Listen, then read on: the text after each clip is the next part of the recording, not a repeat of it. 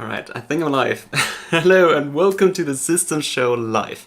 Here we're building systems for focus, time management and emotional clarity. I'm your host Marius Lechele, nice to meet you all, hi.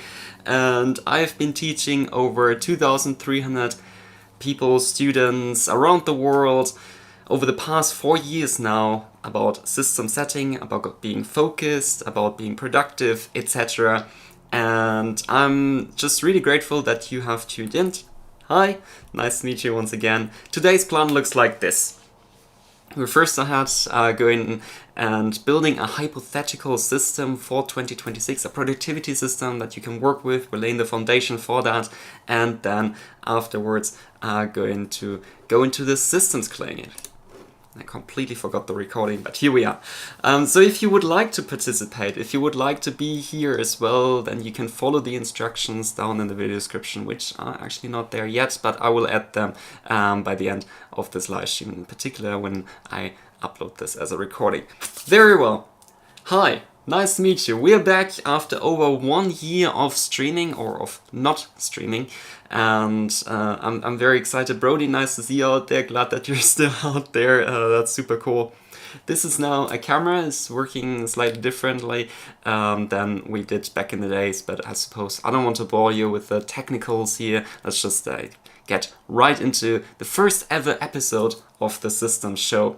By, as I said, creating a hypothetical system with one another. So, a productivity system is going to help you figure out and help you with the following constraints, with the following problems, in case you're struggling with them. There would be, number one, that you are forgetting about your New Year's resolutions by the end of the year. I'm not sure about you, but for me that is a quite relatable thing. It happens more often than I want to admit. But it happens constantly. By the end of the year, we just have different things going on. We are out of our mind. We have a life to have lived.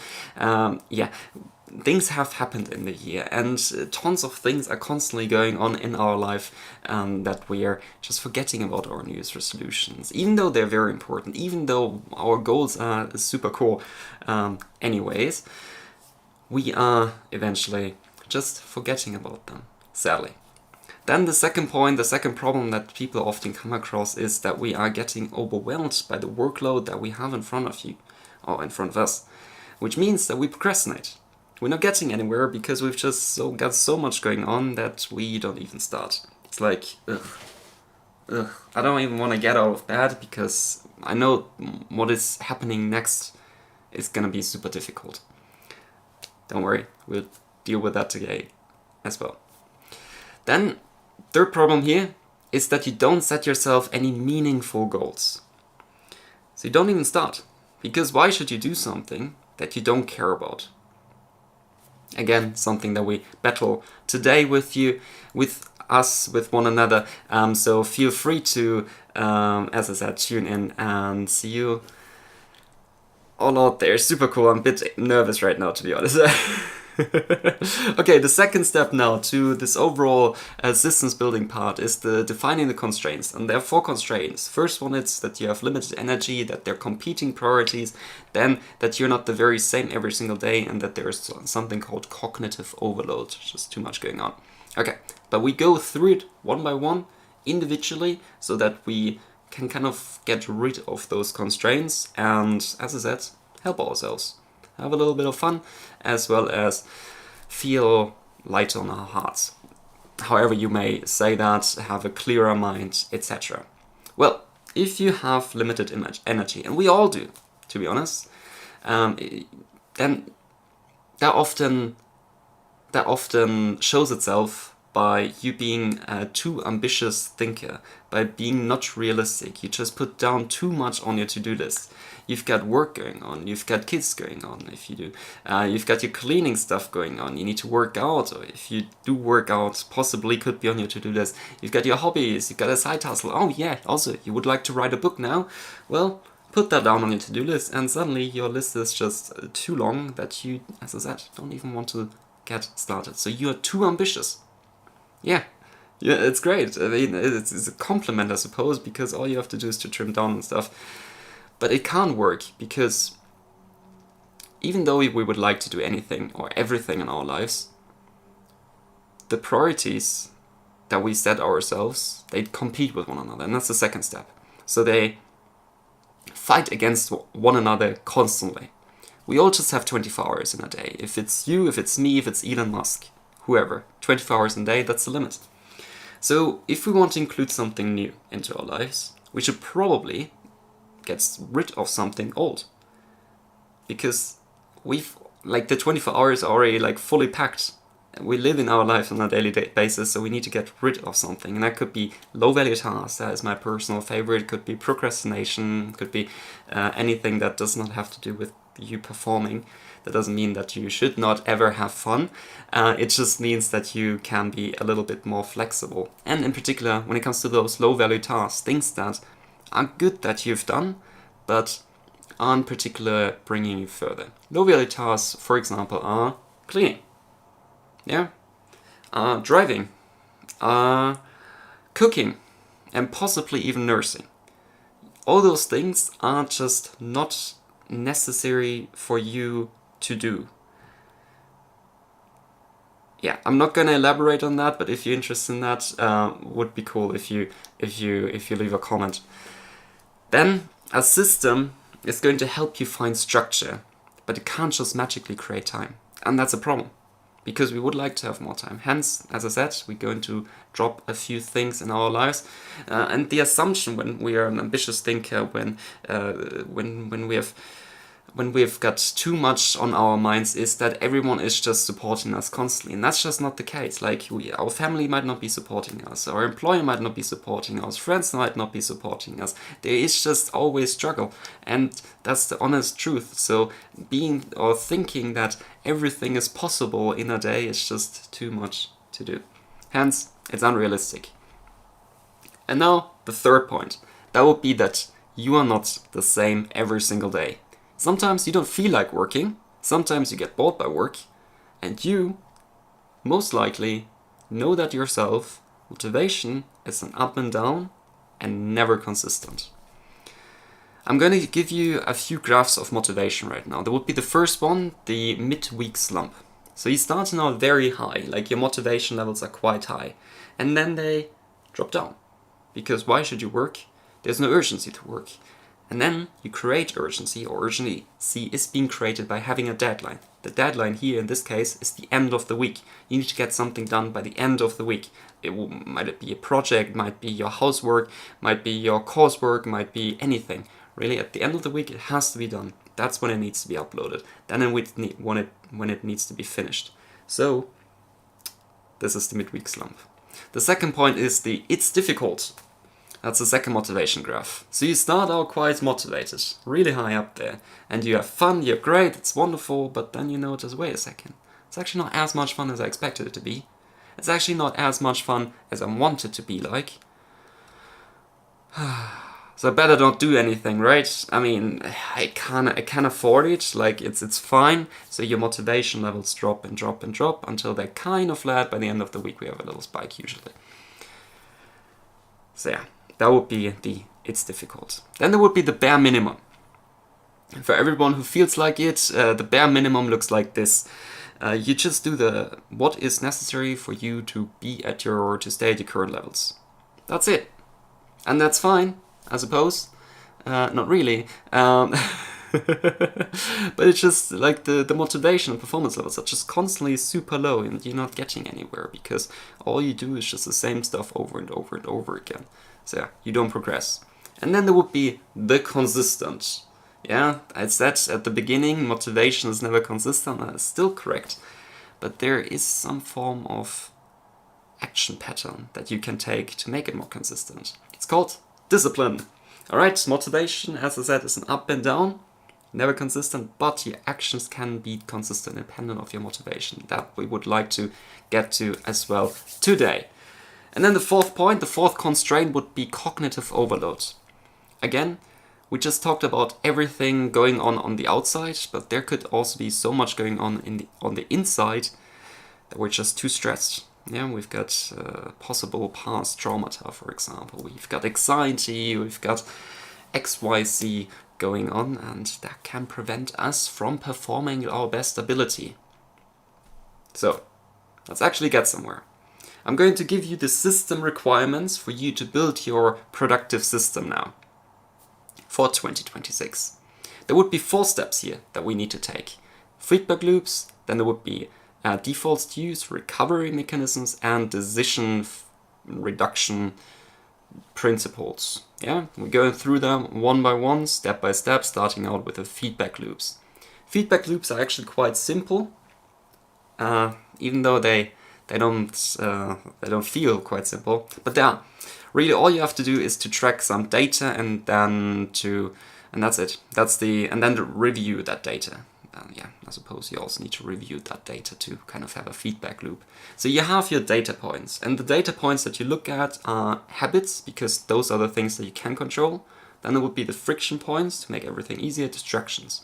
And your habits can look like this. Best case scenario, you have formulated it with the TRRR system or framework called trigger, reason, response, and reward. The trigger is everything that is kind of like a response to the environment. To you, waking up, for example, would be a trigger. Or it's 5 p.m, it's a trigger. Currently it's 2:22 right now. It would be a trigger for me to be doing the live stream. Yeah, that could be a trigger. It could also be a person saying something, and then you just activate a habit. Actively, passively, it happens.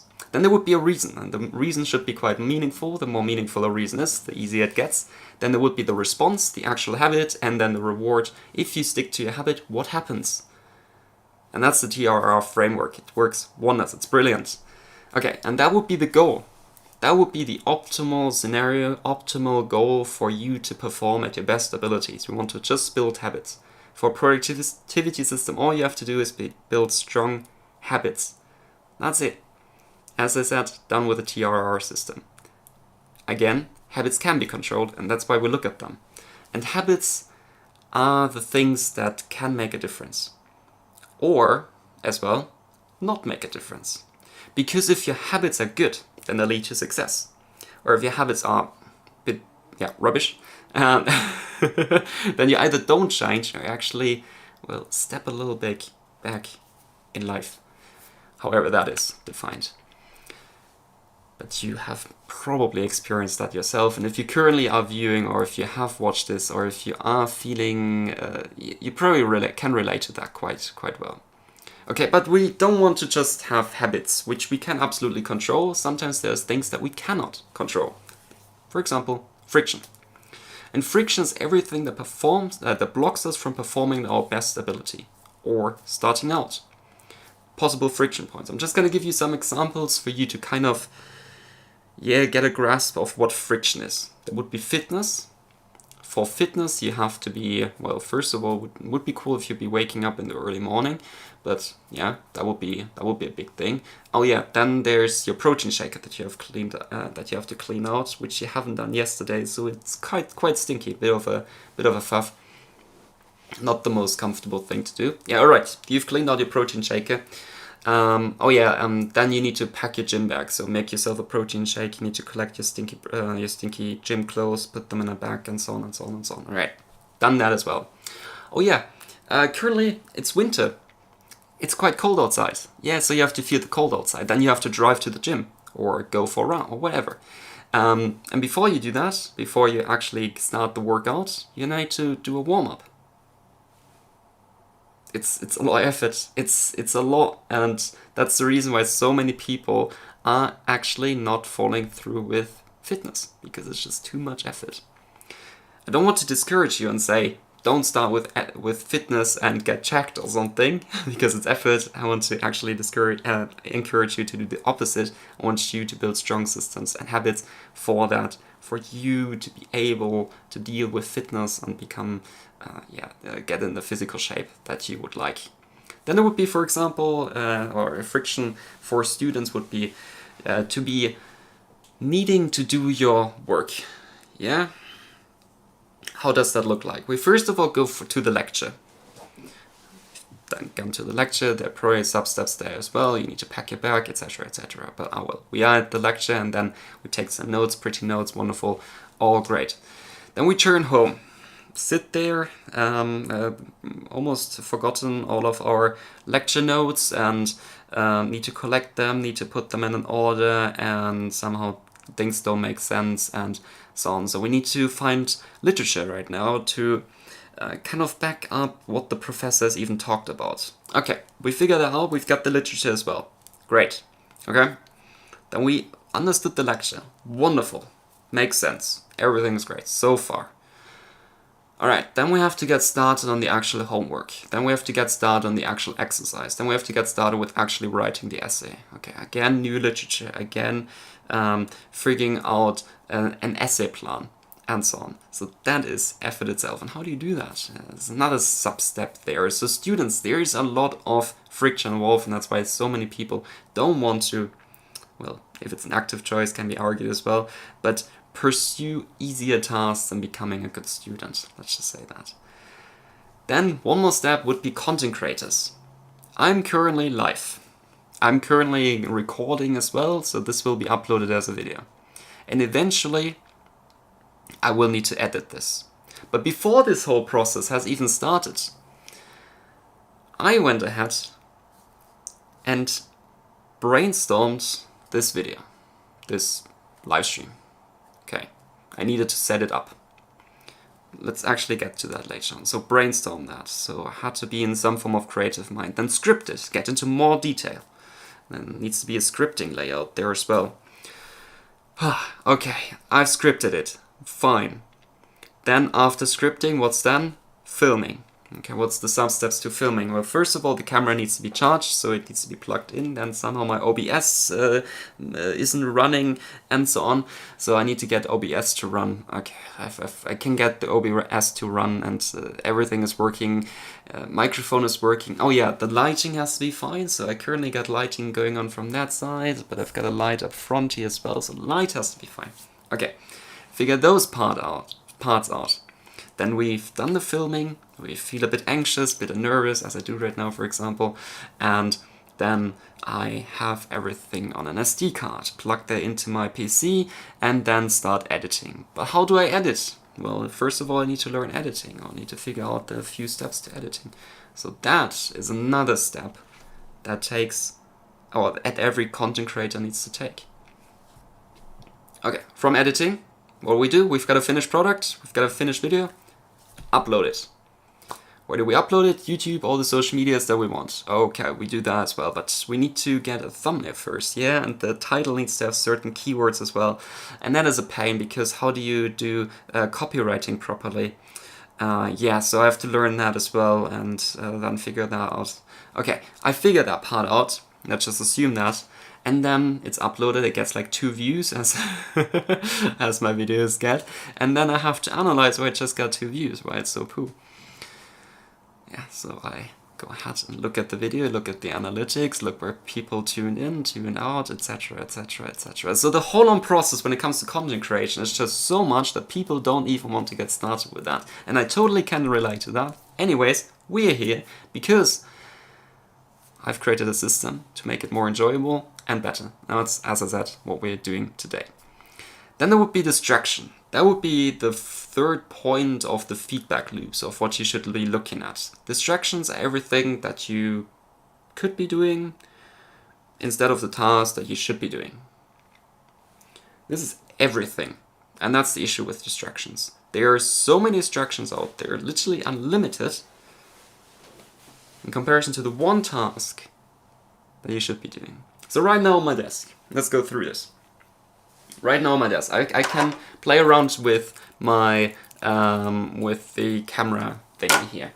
I've got my phone next to me, currently on Do Not Disturb mode because I want to work. But yes, I've got my phone next to me, so I could be on my phone. I don't have to. Then I've got an apple next to me. I've got some snacks next to me because, well, no. Bottle. I've got a pen and paper next to me. Can I think of 1,000 things that I can do with pen and paper? I've got my PC up. Oh yeah, that as well. So I can keep my PC running and can play some video games. Yeah, that is also a very good distraction. And it's way more fun than actually streaming. Than actually doing the work that I meant to do. Hence, I'm not doing it. So it's very, very difficult. We have to be disciplined about the tasks that we should be doing. Not about the tasks that we could be doing, because as I said, they're like unlimited amounts. Okay, and then we've got the 3 data points together. For feedback loop, we have to, the 3 data points, as I said, are habits, are friction and distractions that we have to then review to make a feedback loop. We also have to run a new test. New test looks like this. Did it go well? Did it not go well? Did I stick to my commitments? Why did I stick to my commitments? Why did I not stick to my commitments? Etc. It's very simple, very easy, as I said. It's a bit of a faff to set it up, so we're doing that together as well. Cool. So that would be the whole cycle. We know what to track. We know what worked and why it didn't work. We know distraction, friction, and we know what to do differently next time. And that would be step 1 of the system requirements, of 4, as I said. The next step would be defaults to use. Defaults here to have a strategy. That would be a very good start, to have a strategy. So you know exactly where to note what. Those data points that we talked about today are great if we become aware of them. But if we don't note them anywhere, they're just lost somewhere. Yeah, somewhere in our minds possibly. They're lost somewhere on a sheet of paper that we just use to quickly note a few things. So the 2 possible scenarios where you can note stuff, either digitally or physically. Personally, have used the physical planner for almost a decade now. Works wonders. Almost got a dozen planners fully filled with notes and so on. But now I kind of root for the digital version, because I can carry it around with me everywhere, and I'm using Notion for that, which is also linked to my Notion calendar. Hence, I've got everything together and can just click things off. Works wonders. Works really, really great. And that's one of the defaults to be using, as I said. Just remember to use it every day at the same time. But you can also take strategically good actions. And that preferably without being overwhelmed, which means that the action should be as small as anywhere possible and high ROI actions. Yeah, that's how we make it. So the smaller your action it is, the easier it gets, and the bigger the ripple effect of it is, the better the action becomes. If that makes sense. All right, I'm gonna make it a bit more tangible, a bit more. I can visualize it. There are 7 pillars of life that I kind of summarized. First one would be knowledge, health, wealth, love, personality, freedom, and happiness at the end. I'm gonna talk about in particular the first 5 because they are very easy to control. Knowledge. Big one here would be to, for example, read a book. Obviously, there you get the knowledge, you get serotonin because you sit down with yourself, you're perceived as more interesting, and you can learn the foundations of a new skill. Then you could be educating yourself about new skills and learn a new skill. So you rank up in your job and become more interesting. Has a huge ripple effect. So that's knowledge. Then would be health. Eating well has a huge upside. If you feel better, then you gain confidence, you possibly look better, you, like for example, acne and your skin clears up, spots are being removed, etc. Then you get better sleep. And then you physically feel stronger because you've got more confidence. So eating well is huge. Then working out. Possibly by working out you feel better, you gain confidence, you look better, like your physique, and you get better sleep because you're physically exhausted and are feeling stronger. Wonderful. Another thing about now mental health, I suppose, is journaling. So you understand what's on your mind. It's a skill that you can learn. You can summarize your feelings, what matters. You understand your needs, desires, get deeper insights in yourself. Really high ROI action. And then communicating with what's on your mind. So you get emotional clarity about yourself. You understand what's on your mind. You get deeper additional insight. You learn communication skills. You gain confidence from tough conversations. That would be health. Then there's wealth. Easy one. Investing your money in yourself would be a good one, or diversified capital investments like, for example, an ETF. There you get more security and have a better retirement, for example, in the future. Great. Then budgeting on a weekly basis so that you're not falling deeper into debt or are actually getting out of it. You become aware where you can cut costs, can eventually increase because you've got more money at hand, lifestyle expenses. You can start thinking long term, like for example about your retirement and children. You could also apply for higher paying jobs. Like that has a huge ripple effect because you just start growing personally just by applying. Yeah, and then obviously showing up to the interview, because there you can grow beyond your current self. You might also eventually, if you get a new job, have the ability to afford a different lifestyle. You get more security, have a better future for your family. So those are just 3 things that you can do for increasing your wealth, for increasing your overall high ROI actions in the category wealth. Then would be love. There would be self-love and loving your others. Self-love is, for example, to sit down with oneself and to be at peace. Done by journaling, we talked about that, meditating, self-care, nature walks, and there you can if you learn to love yourself, then you can also learn to love your others, and and then you can express love to others, come up with better plans and ideas. It works wonderful. You feel better. And then there's loving others. You can have, for example, regular date nights, and hence you improve your relationships. If you have a better relationship, you have a better partner. If you have a better partner, you can perform better because your partner's more fulfilled. And if the partner's more fulfilled, you are more fulfilled, and you significantly can change your life. So that is love for you. Brilliant. Then personality. Okay, as I said, that's going to be the last of the 7 pillars I'm going to in-depth, or where I'm giving you high ROI actions. And just to give something away without asking anything in return means that you have undeniable proof that you are a good person. So nobody is verbally, mentally, emotionally able to attack you, can change your mood and give you emotionally a hard time, because you know yourself, you're a good guy or good girl or good person. Yeah? And then would be freedom and happiness, as I said. So to win your year now, because those are was just a whole on list of actions and things that you can do, and probably way too overwhelming. Don't worry, just focus on 1 or 2, maybe 3 pillars, and that's it. Yeah, that's how you can win your year. You don't need to make a huge ripple effect. You don't need to make a huge leap into the future. Small steps sometimes have the bigger outcome. Those are the defaults that you could be using. Now let's talk about recovery mechanism. The third step, or the third system requirement that every productivity system needs. You could be asking yourself some rhetorical questions. For example, things go sideways, what then? If habits don't stick, what should you do? If goals aren't moving closer even after you put in effort and time, what happens then? Yeah, kind of makes sense, doesn't it? So in other words, we need to have some form of system in place to recover, because it gets difficult for sure eventually.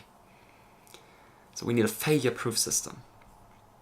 I'm just going to create urgency, as I said, and then we're going to actually design the structure in just a tiny bit. And then last step here the last system requirement would be the decision reduction. This is a part of friction, but it goes slightly beyond that as well. A decision happens every time you consider something actively, or passively as well, kind of. The thing is, every morning, for example, you wake up and choose what to wear. That would be an active decision. Or every work session you figure out, or you try to figure out at least, what are you going to work on now? What is the next big step? Or what is fun for everyone who kind of procrastinates here and then. Or every evening. That's something that I personally hate doing. What will I be having for dinner? Huge decision. I know. It all drains energy, and that's the issue with it.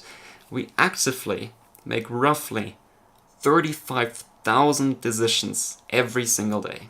For example, I'm currently doing this the entire time. Those are kind of active decisions, because I want to be more engaging on YouTube, etc. So where do we place our hands? What other YouTube video could I watch? Or what could be bigger life decisions now? What could be my life goals in 2026? All makes sense. All is wonderful. But as I said, all takes on energy. And that's an overwhelming amount, those 35,000. So every time we have to decide something, we spend a little bit of our energy. And we just have a certain amount of energy in a day. So we should be spending as little on energy, on deciding, and as much energy on actively doing something. So now you know exactly why we should be removing friction, overwhelm, and decrease decision-making process so that we can increase focus. And now let's go ahead and actually create the structure of the system. It's gonna be done in 4 simple layers. It's easy peasy. Now that we know that there is an urgency, something that you need to do, we're starting out by, first of all, bringing it all together. There would be the awareness layer. Yeah, it's taking stock. That would be, for example, done by logging data. Done with journaling, as I said, pen and paper or digitally. I personally would be rooting for a Notion template that you can create once and then can just have it up every single day. Pretty great. I use it. Try it yourself. Notion can also be used. I'm not sponsored or anything, by the way. I'm just very convinced. Notion can also be used to be linked to your Notion calendar. So you can carry it around everywhere. It's light and easy, transferable to all devices. It's wonderful. And then there would be your habits. So you should be looking at your habits with a TRRR framework. Distractions, so everything that is not what you're meant to do. And then friction, everything that makes it difficult for you to perform. That is the awareness layer. So we get aware of those 3 points. Then there would be a decision layer. This way we can remove friction, overwhelm, decrease decision-making processes, and increase what we want, our focus. And there you can take 4 steps. Firstly, include the 5-minute rule. So do everything that takes less than 5 minutes right away. Because then you don't have it on your mind later on in the day. Then remove friction the night before. That's the second step. Because if it's done the night before, you don't have to do it in the early morning. I have to think about it in the morning. Hence, you reduce decision-making processes. Hence, you just have more energy in the morning and you just feel better. Then use the Eisenhower matrix. So you can intersect the brackets important, not important, and urgent, not urgent, and figure out where your task kind of lies. Yeah, like everything that's not important, not urgent, you delete. Everything that is important but not urgent, you schedule into the future. Everything that is important but everything that is urgent but not important, you delegate to another person, and everything that's important and urgent you do right away. That's the order. Here we go. That would be the Eisenhower matrix. Then there would be time blocking as well. Yeah, you can just time block something and dedicate yourself to that particular time block and communicate that with people. And then you know exactly, hey, this is what I'm doing and this is my priority. That's it. The third layer is now the execution layer. As I said, it's very simple, very easy now. Just take action. Yeah, just do what you've planned on doing. Then there would be the 4th layer, the review layer. And I'm going to dive into further depth here. Because you can actually make a difference here now. Like taking action, we all take action, as I said, but we don't all review. So I'm going into more depth here. When should we review our task?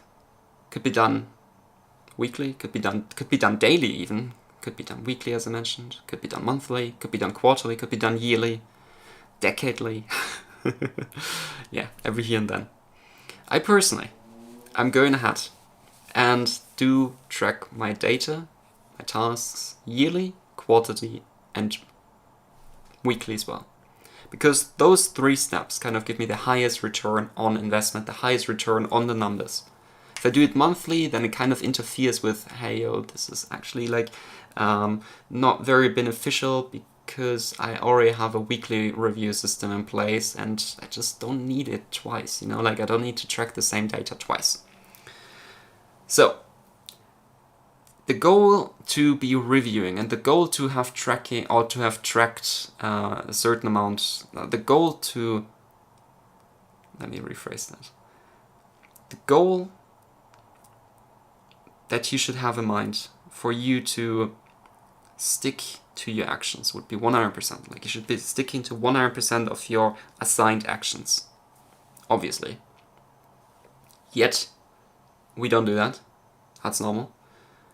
But aim for 85% at least. Because if you do 85%, then you know you're kind of going in the right direction.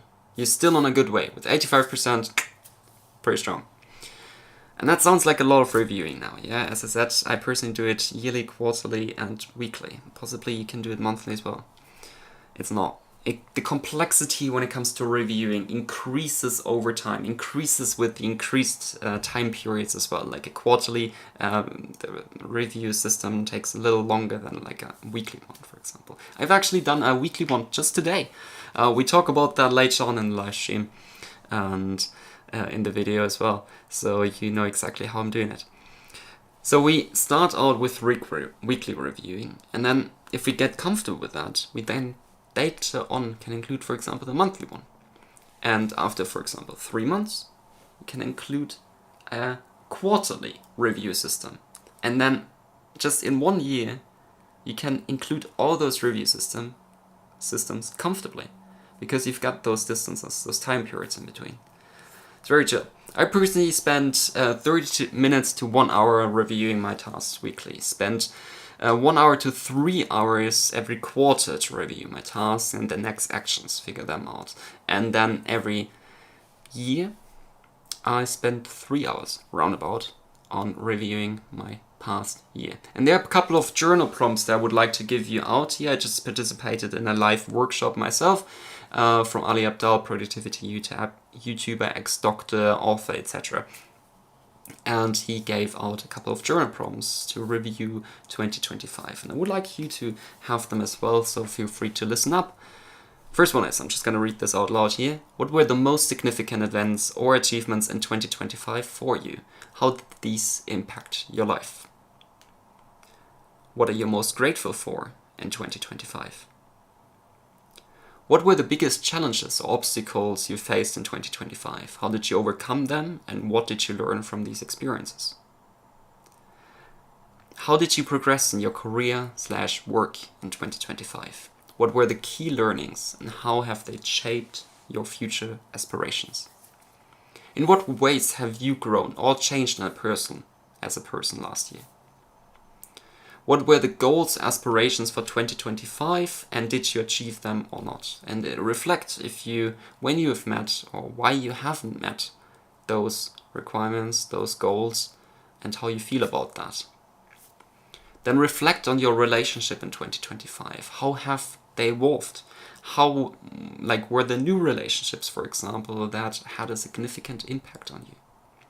And then based on your performance, based on your experience in 2025, what would you like to do differently in 2026? Some very strong journal prompts, as I mentioned, but they just give you a very good idea of how the year went in 2025. So they work quite well as a review layer for a year.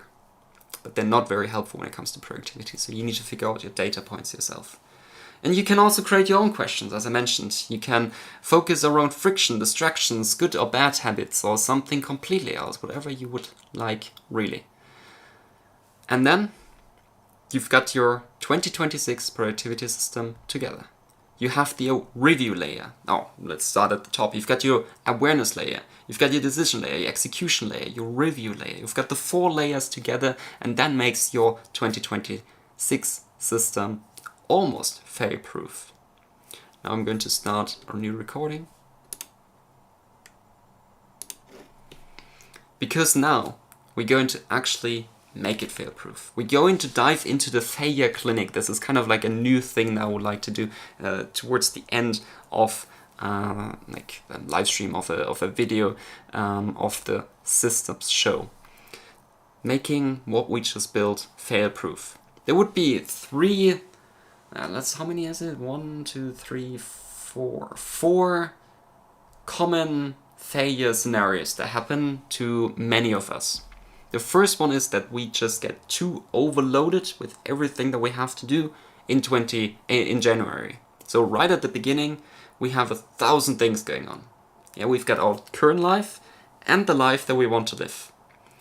Plus it's holidays, or we just finished our holidays, so we have new habits and a new behavior built up, the leisure one, the leisure self. And that one is great and fun, but that one is also restricting us from performing a little bit. It happens, or we are overloaded by everything because it's overwhelming. We prefer the old habits over the new ones. And that is just a common, quite simple thing, evolutionary, if you look at that. If you look at our evolution, it makes perfect sense to just stick to what we know, because what we know is fail-proof, safe-proof. It is just good. Yeah? So we prefer the old habits over the new ones, and we don't want to change. Okay. Let's actually do change though, because we don't want to live in the past and be stone monkeys or something, yeah? We want to just include 2 things at a time. That would be kind of good. If you have an idea on what to do, just trim it down to just 2 things, because otherwise it gets too overwhelming. And if you implement something new, just implement 2 new things, and then build up a habit on top of those 2 new things. And if you would like to make it extra fail-proof, link those 2 things to existing habits.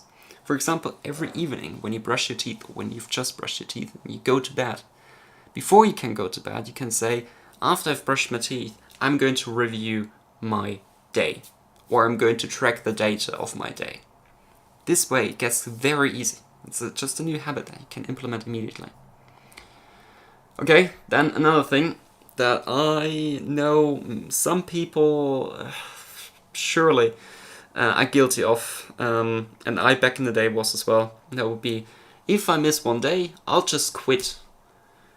Alright, if you miss your weekly review or miss one upload, life is going down, world is going to end. Absolutely not true, obviously. You know that yourself, that's not true, but it's just, as I said, it's just more comfortable. We differentiate, or we have to differentiate in between slip up and then systematic failure. Yeah, it's a very, very important thing to kind of remember. Slip-ups and systematic failures. So just missing one day is a slip-up. Nothing bad is going to happen from you missing one day, under the condition that you return to your actions, to your plan the next day.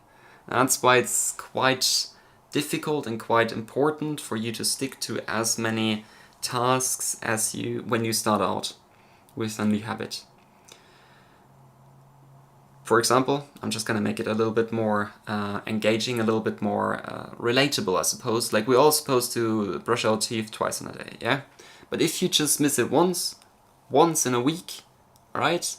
Life goes on, you might have a bit of a stinky breath and so on, and your doctor won't be proud of you, but to be real, life goes on, right? Or if you're working out, yeah, if you have a working out streak of a few weeks now, you've been quite productive and muscles feel quite great, you of course have your rest days and so on, and then you have one more day off, yeah, just because one more day.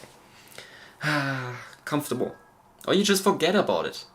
To be honest, happens. You just forget about it. And then, yeah, what should you do? You should not just ease yourself back into it, because, yeah, I mean, you've missed a day, but your muscles don't just disappear overnight. Even if you miss 2 days, your muscles don't just disappear out of and go somewhere else, yeah? No, they stay. Over time, of course, if you have like a longer time period in which you don't work out, then your muscle mass decreases. That's a different story. Now we just look at the slip-ups. So if you know that you are going to go back to the workout tomorrow, then don't beat yourself up about it.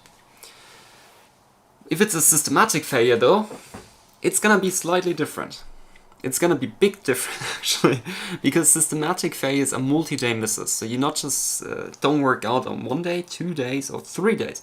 You work out over a longer period of time. You don't work out on a longer period of time. So you feel quite comfortable with your new life. And I can't blame you, because, as I said, working out, we've established that earlier, or content creation, or what was the other thing, fitness content, or like being a good student, for example, all makes total sense. That's just difficult, and yeah, you don't want to do it, but that's what discipline is for, and our systems of how to make it easier. Here we go, what momentum is for. So yeah, so with systematic failures, we can look at our actions over time and then eventually resolve them with feedback loops, etc., what we talked about earlier days. You don't need to ease yourself into it if you have a slip up. You should be you don't need to, yeah, probably like when it comes to working out, like to avoid injuries, easing yourself when it comes to systematic failures, that does make sense, yeah. Okay. The third point here, common failures that just happen is that your system is just too complex. Your habit chains are too long. You've got too many habits going on. You don't have too many friction points going on. There's just too many distractions that you look at and that you need to resolve, and you're not willing to give up any. Sounds relatable? I bet it does. Yeah, I very, very much can relate to my words there as well. And it happens because we most often are, again, overambitious. We're not realistic with ourselves. Change from 0 to 100 can absolutely happen. 100%. But the likelihood of you pulling through with that, if you're currently listening, is just lower. So, to make it easy, trim it down. Yeah, keep it easy. Keep it brief. Less is sometimes more. Sustainability happens over a longer period of time instead of dealing with radical growth. Yeah, you know, compound interest. Like if you add $1 on top of another dollar, and then you have $2, and you add another dollar on top of that, and you have $4, and then you add another one of that, you have $5, and another one of that, you have $6, etc. Like you get that. Yeah, so just take number plus 1. The thing is, over time, you have a very, very large number. It's because you don't start at 0 anymore, you start at the previous number. So, compound interest is sustainability. Cool. I think that's quite cool. That would be the third point, as the system is too complex. Another would be if life changes everything, and that happens all the time as well. Not as quickly, often, but sometimes people are dying, you can't predict that, and that is quite a quick change, of course. But a movement, or you moving somewhere, that would be like a smaller one, I suppose, or like still big, but like smaller than, I suppose, death. Then there would be exams going on, you've got an exam season, there would be a new job that you need to attend to, so yes, of course, you here, again, don't want to take the difficult route, you want to take the easy one, you don't want to go ahead and face discomfort, you want to choose comfort and ease yourself into it over and over again. And easing in this case is actually quite important. Here, it makes sense to have more defaults that you can fall back onto. So the easier a workout gets, you know, or the longer you do something, the easier it gets. Like, for example, workout. If you've already worked out for like a year, then it just gets... You've built up a habit, so the action for you to start is just simpler and easier. So you stick to what you're used to. Dwayne "The Rock" Johnson, for example, like he takes his gym everywhere he goes to. And the first thing that he does when he arrives at a new place, at a, for example, new filming place, new filming location, yeah, he goes ahead and works out. That's because that's his default. That's because that's, like, he knows if he doesn't do that, he kind of falls into comfort and doesn't go into working out the next day. So he just, yeah, even though that's a huge life change to kind of like go and move cities, yeah, you don't have to take a gym with you, but you can still go to the gym, for example. So that would be the fourth point. And that's the system failure clinic for today. Now you know exactly what to do when you have too much going on in January. If you miss one day, whether or not you should quit or not. If your system is too complex, if life change and breaks everything, you know exactly what to do, when to do, in what order, etc. Thank you very much. And now, as I mentioned, I'm going ahead and there you go. I'm gonna go ahead and share a little bit of insight about my business, about my actions, to be transparent with you and to be telling you how much how I'm using my systems myself. I'm doing that publicly because I would like people to know, hey, I'm doing something, I'm actually using systems, as well as how I'm performing, so that I'm kind of pushing myself. Okay, so I've been on holiday last week, you need to take that into account, but overall the type of data that I would like to look at is the total hours worked. Over the past 2 weeks actually, because I was on a holiday, I've worked a total of 28.06 hours, that's quite a low work time obviously for 2 weeks. Yeah. I was gone for 5 days on a holiday, and there we go. Spent a lot of time doing content, the majority of my time, when it comes to shorts, for example. I scripted 11 pieces of content, brainstormed 10 pieces of content, filmed 10 pieces of content, edited 4 pieces, and scheduled 4 pieces of content. Then with that, I worked a little bit on offer, on the sales, a little bit of low leverage admin stuff, etc. On the delivery system when it comes to my customers and clients and so on. But in total, over those 2 weeks, I have actually published 8 shorts, received over 3 platforms, YouTube, Instagram, and TikTok. There are other platforms I'm posting on as well, but I'm just looking at those 3. I've received 7,709 views and 177 engagements, comments, etc. That is not very high. To be honest, that is quite low. It's especially over 3 platforms. Instagram has not been building up as quick as I would like to. TikTok is very similar to YouTube, surprisingly. Just notice that it's very, very similar, so that's fascinating. So maybe I should go and focus more on TikTok. But YouTube is currently my focus. As I said, I was on holiday last week. The things that I can improve next time, so if we've got the data points now when it comes to my system, so work hour, we've got the content produced from the work hour, the output, so the views and comments or the engagements, and now I'm going to talk about what I can do differently. So I've got the full-on loop. What could I do differently? So in the last 2 weeks, I improved the visuals on the content pieces that I brought out, and that led to better results than the week before, which is good, especially more consistent results. That is good, so I will continue doing that.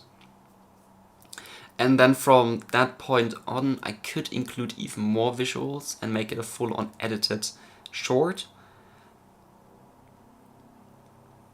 Yeah, I could do that. I could do that.